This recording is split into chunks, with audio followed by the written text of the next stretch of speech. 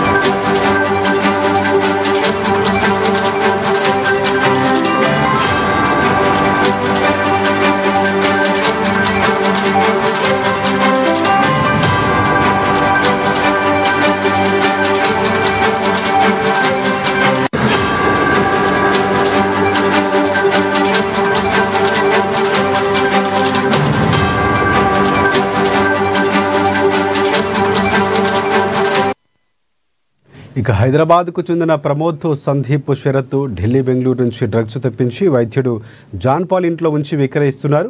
Drugs విక్రయించినందుకు గాను వైద్యుడికి వీటిని ఉచితంగా ఇస్తున్నారు.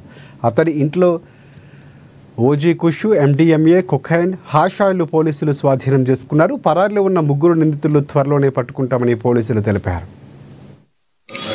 ఇందులో ఏమో మెత్తు ఇంకో ఇదేమో meth sir, cocaine, meth and cocaine ఉంది సార్. పేపర్స్ ఇదే అలా అవుతుందా?